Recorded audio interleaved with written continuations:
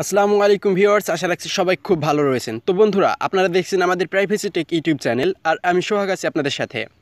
তো বন্ধুরা, আজকে আমি আপনাদেরকে খুবই গুরুত্বপূর্ণ একটা ভিডিও দেখাতে যাচ্ছি, যেখানে আমি আপনাদেরকে দেখাবো যে কিভাবে আপনি আপনার ফোনকে বিভিন্ন রকম সমস্যা থেকে সুরক্ষিত রাখতে পারবেন, তাও আবার কোনো রকম মোবাইল অ্যাপস ব্যবহার না করেই। ঠিক আছে? তো বন্ধুরা, বেশি বকবক না করে সরাসরি চলে যাচ্ছে আজকের মূল ভিডিওতে। সাবস্ক্রাইব করে আমাদের সাথেই থাকবেন।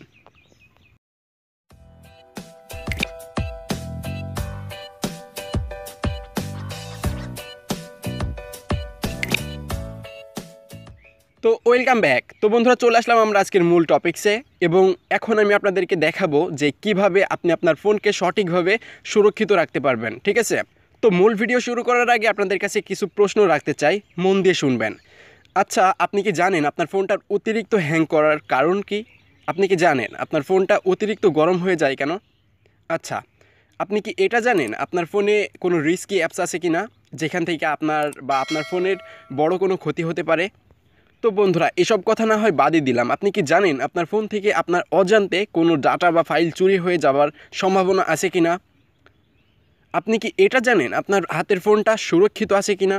তো বন্ধুরা, এই সকল প্রশ্নের উত্তরগুলো যদি আপনার কাছে থেকে থাকে, তাহলে ভিডিওটি আপনার একদমই দেখার প্রয়োজন নেই, আপনি স্কিপ করে চলে যেতে পারেন। আর যদি এই প্রশ্নগুলোর মধ্যে কোনো একটা প্রশ্নের উত্তরও যদি আপনার অজানা থেকে থাকে, তাহলে ভিডিওটি অবশ্যই শেষ পর্যন্ত দেখে নিন।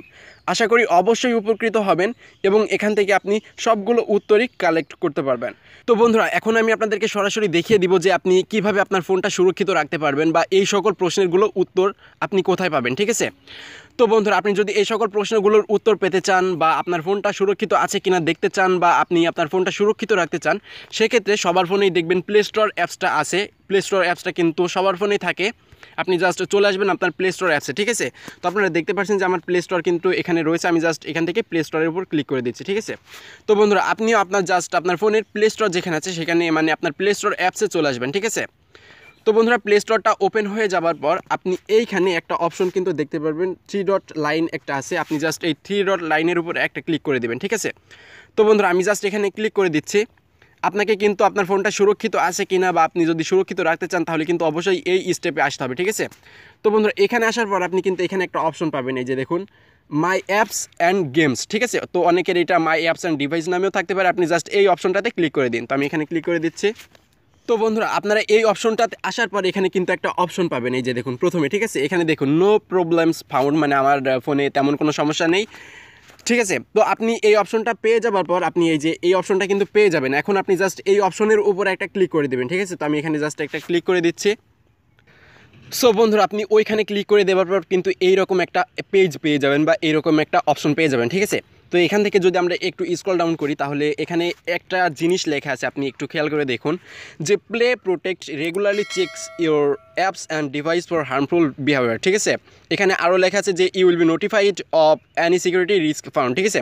সো বন্ধুরা, আপনারা কিন্তু বুঝতে পারলেন যে এই অপশনটার কাজটা আসলে কি। তো বন্ধুরা, এই অপশনটার কাজ হচ্ছে, এটা কিন্তু রেগুলারলি আপনার ফোনে যতগুলো অ্যাপস আছে সেগুলো কিন্তু চেক করে রেগুলারলি। ঠিক আছে? এবং যদি রিস্কি কোনো অ্যাপস থাকে, তাহলে কিন্তু আপনাকে সে নোটিফাইড করবে, এবং আপনার ফোনটাও যদি উল্টাপাল্টা বিহেভিয়ার করে, তাহলে কিন্তু সে আপনাকে নোটিফাইড করবে। ঠিক আছে?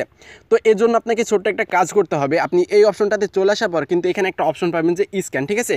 আপনাকে জাস্ট এই স্ক্যানের উপর ক্লিক করতে হবে। ঠিক আছে? তো আমি জাস্ট স্ক্যানের উপর ক্লিক করে দিচ্ছি, এবং দেখুন এটা কিন্তু স্ক্যানিং চলছে। ঠিক আছে? স্ক্যানিং ইন প্রোগ্রেস, এটা কিন্তু চলছে। আপনাকে অবশ্যই স্ক্যানিং শেষ হওয়া পর্যন্ত এখান থেকে ওয়েট করতে হবে। ঠিক আছে? সো বন্ধুরা, এটা কিন্তু শেষ পর্যন্ত স্ক্যানিং হওয়া পর্যন্ত আপনাকে ওয়েট করতে হবে। সো বন্ধুরা, আপনারা কিন্তু দেখতে পারলেন যে এটা কিন্তু আমার স্ক্যানিং হয়ে গেছে, এবং এখানে আমাকে বলে দিয়েছে যে নো প্রবলেমস ফাউন্ড, অর্থাৎ আমার ফোনে কিন্তু তেমন কোনো অ্যাপস নাই, রিস্কি কোনো অ্যাপস নাই, বা আমার ফোনে উল্টাপাল্টা বিহেভিয়ার করছে না আসলে।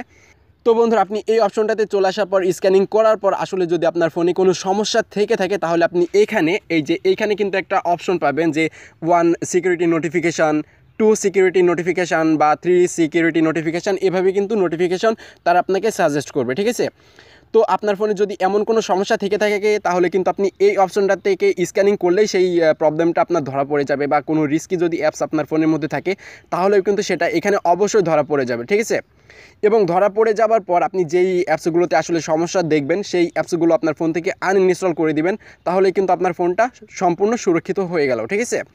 সো বন্ধুরা, এখান থেকে আপনি যদি আপনার রিস্কি অ্যাপসগুলো আনইনস্টল করে দেন বা আপনার রিস্কি যে নোটিফিকেশানগুলো সেগুলো যদি আপনি নিয়মিত চেক করেন, তাহলে কিন্তু আপনি বলতে পারেন যে আপনার ফোনটা পুরোপুরিভাবে সুরক্ষিত আছে। ঠিক আছে? সো বন্ধুরা, ভিডিওটি যদি ভালো লাগে তাহলে অবশ্যই একটা লাইক করে দিবেন, সাবস্ক্রাইব করে আমাদের সাথেই থাকবেন এবং অবশ্যই আপনার একটা মতামত জানিয়ে যাবেন আমাদের কমেন্ট সেকশানে।